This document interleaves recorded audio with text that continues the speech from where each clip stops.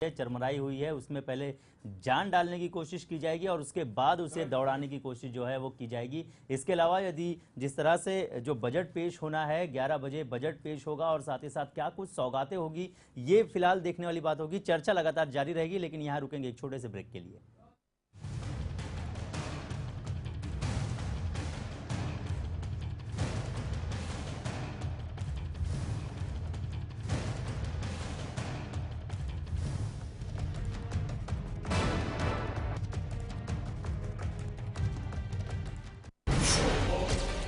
Underworld की नब्ज पहचानता हूं मैं, हर गैंग के राज जानता हूं मैं। कहां से चलती है कंपनी, कैसे किया मुंबई पुलिस ने कंपनी को खल्लास, कौन चला रहा है माफिया नेटवर्क, इन सब की खबरें देता हूं मैं। इन 22 सालों में गैंगवार मैंने देखे, गली के गुंडों को डॉन बनते मैंने देखा। लेमन न्यूज की क्राइम टीम रखेगी अपराध जगत पर पैनी नजर।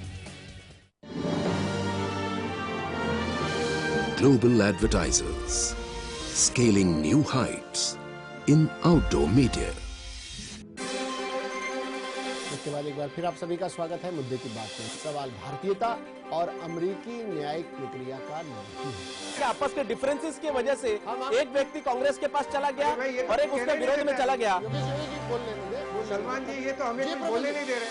आतंक राजनीति में डूबे कुछ नेताओं ने इसमें भी अपनी रोटी सेकने का सामान इकट्ठा कर लिया है। Welcome to lemon home theatre friends, मैं हूं सुधा सिंह। आज हमारे साथ में जैकलीन आपका बहुत बहुत स्वागत है हमारे न्यूज़ चैनल पे। गॉसिप से लेकर लव अफेयर तक, टीवी और बॉलीवुड की छोटी बड़ी हर गपशप, सीरियल और बॉलीवुड का हर मसाला मिलेगा सिर्फ लेमन होम थिएटर पर।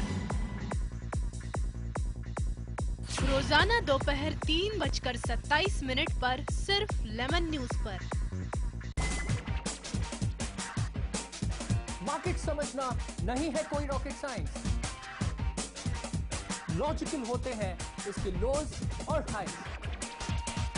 जब अनलॉक होगा ये लॉजिक, तब फिर आपकी इन्वेस्टमेंट करेगी मैजिक। बाजार पर होगी बारीक नजर, हर इन्वेस्टर बनेगा सिकंदर जब देखेगा हमारे साथ लेमन्स स्मार्ट इन्वेस्टर।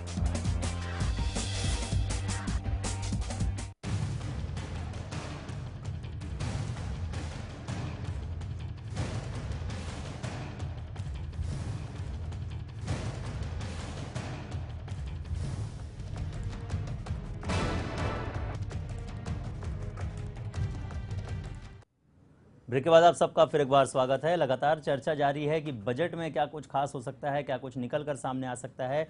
वित्त मंत्री जिस तरह से अरुण जेटली अपना पिटारा खोलेंगे तो उसमें से क्या कुछ नई सौगातें निकल कर आ सकती है, लेकिन खासा जो फोकस किया जा रहा है वो टैक्स को लेकर किया जा रहा है। और लगातार हमारे साथ इस चर्चा के लिए मेहमान हमारे साथ बने हुए हैं। बाबा कुलकर्णी जी है हमारे साथ जो कि बीजेपी से है, जयप्रकाश सिंह जी है कांग्रेस से, और साथ ही साथ पंकज जायसवाल आर्थिक सलाहकार लगातार हमारे साथ जुड़े हुए हैं।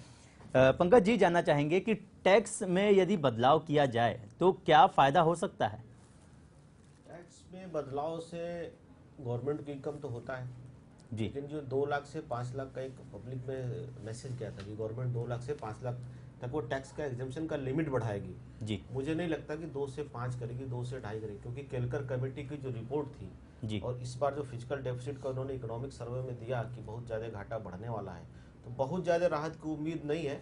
और गवर्नमेंट जो है इनकम टैक्स में थोड़ा बहुत रिलीफ देगी, 80C का वो लिमिट बढ़ाएगी, लेकिन दूसरे रास्ते से पैसा कलेक्ट करने का प्रयास करेगी, जैसे एक्साइज के रेट में कुछ रिस्ट्रक्चरिंग करेगी वो।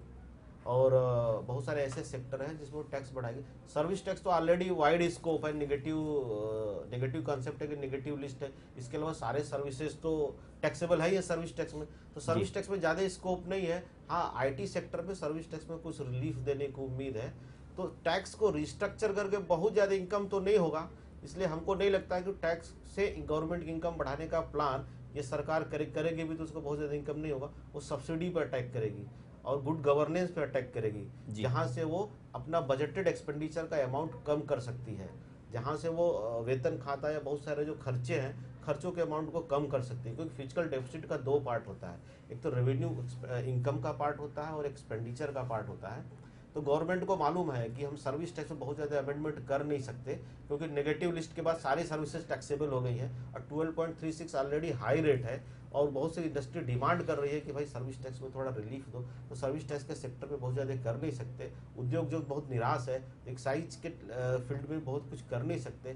तो टैक्स के क्षेत्र में, और चूंकि अभी अभी गवर्नमेंट आई है तो उनके पास करने के लिए बहुत कम स्कोप है। इसमें कोशिश करेंगे कि एक्सपेंडिचर पार्ट में हम क्या क्या कटौती कर सकते हैं, गुड गवर्नेंस के द्वारा किस किस सेक्टर में हम बजट का अलॉटमेंट कर सकते हैं। क्योंकि बहुत सी ऐसी चीज़ें हैं, जैसे किसी सेक्टर में अगर हम पिछले बार 10,000 करोड़ का हमने उसका घोषणा की थी कि 10,000 करोड़ खर्चा करेंगे, अंत में जाके पता चलता है कि 2,000 करोड़ बच गया है, 8,000 करोड़ खर्चे नहीं हुए। तो पिछले जो बजट में से अमाउंट बचा हुआ उसके बेस पे आकलन करके इस बार हम कितना बजटेड अमाउंट उधर डालें। मनरेगा पे थोड़ा अमाउंट वो रिस्ट्रक्चरिंग करेंगे, क्योंकि मनरेगा का पैसा बहुत सारा रेवेन्यू एक्सपेंडिचर होता है, कैपिटल क्रिएशन नहीं होता। तो मनरेगा पे वो थोड़ा रिफॉर्म करेंगे, रिस्ट्रक्चर करेंगे, गवर्नमेंट के एक्सपेंडिचर में रिस्ट्रक्चर करेंगे।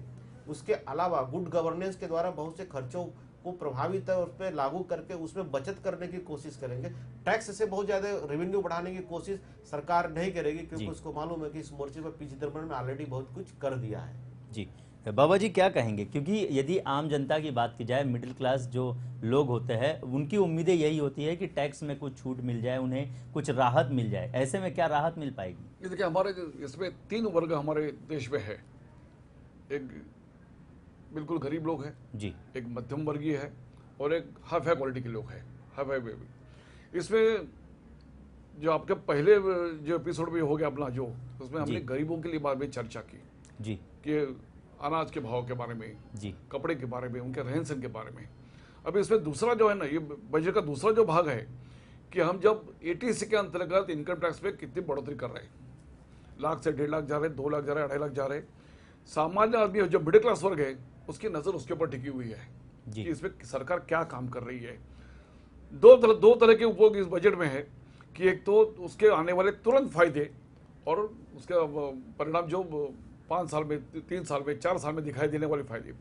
तो सरकार को 2 लाइन पे पर काम करना पड़ेगा कि आम जनता का जीवन सुसह्य करने के लिए तुरंत फायदों के लिए उनको कुछ घोषणा करनी पड़ेगी, और देश चलाने के लिए, देश खड़ा करने के लिए, देश के उत्कर्ष के लिए और लंबे फैसले लेने पड़ेंगे। क्योंकि आज जो फैसला लिया जाएगा वो देश के लिए लंबे काल के लिए उसको उपयोग हो जाएगा जी। जो इनकम टैक्स का जो मामला जो है, मैंने पंकज जी ने बताया कि इनकम टैक्स के इसमें लाख से 1.5 लाख, 2 लाख, 2.5 लाख तक जाते हैं, तो मिडिल क्लास वर्ग खुश हो जाएगा कि बस हमारा पैसा बच गया जी, उसको डायरेक्ट इफेक्ट उसको मिल रहा है, तो उसको संतुष्ट हो जाएगा।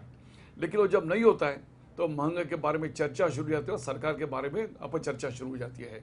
तो मैं ऐसा मानता हूँ कि वित्त मंत्री जी इसका भान रखेंगे कि सामान्य आदमी, अति सामान्य आदमी और अति श्रीमंत आदमी, इसके बारे में तीनों इसके ऊपर उनको मुद्दों के ऊपर चर्चा करनी पड़ेगी, उनको विचार करना पड़ेगा।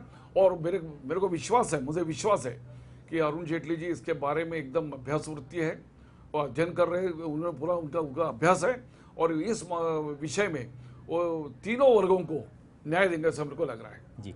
जयप्रकाश जी क्या कहेंगे कि यदि टैक्स में छूट मिलती है तो आम व्यक्ति को जाहिर सी बात है फ़ायदा ज़रूर मिलेगा, और ऐसे में जो रिझाव है, जिस तरह से उम्मीदें जो लगा कर बैठी है जनता की अच्छे दिन आने वाले हैं, तो कहीं ना कहीं वो उम्मीदें और बढ़ती हुई दिखाई देगी।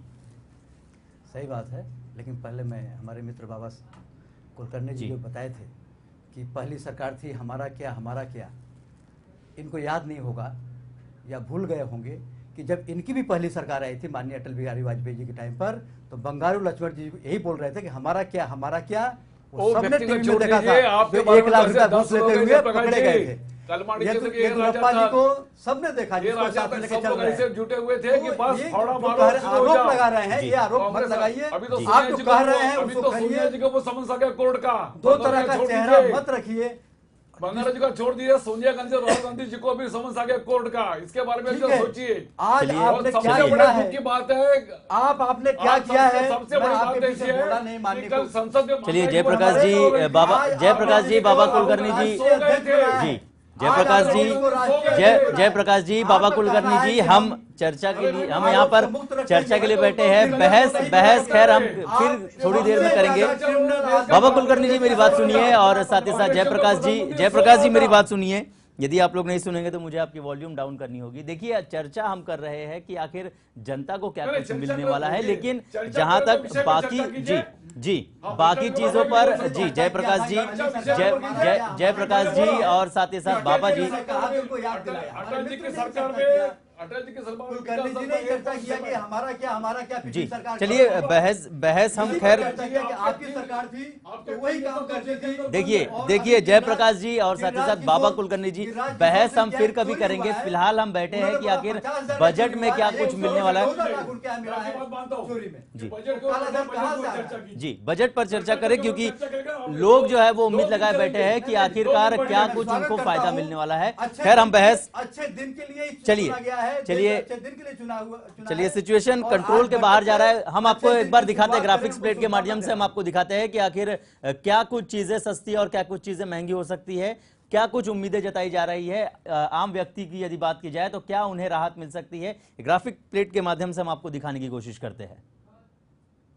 तो फिलहाल बात की जाए आम बजट से, लोगों को मीठी गोली की उम्मीद जो है वो दी जा रही है। साथ ही साथ आपको बता दें कि मोबाइल लैपटॉप के सस्ते होने की उम्मीद जताई जा रही है, और साथ ही साथ इलेक्ट्रॉनिक सामानों और हाइब्रिड गाड़ियां सस्ती हो सकती है। यानी कि जो जिस तरह से बजट जो पेश किया जाएगा, गाड़ियों की खरीदारी पर टैक्स की छूट मिल सकती है, तो ज़्यादा से ज़्यादा गाड़ियां जो है वो बिक सकती है। वित्त मंत्री आम आदमी के घर के सपने को मकान सस्ते में पूरा कर सकते हैं। यानी जो लोग सपना देख रहे हैं कि वो आगे आने वाले 1 सालों में अपना घर खुद का खरीद ले, तो शायद उनका सपना साकार हो सकता है।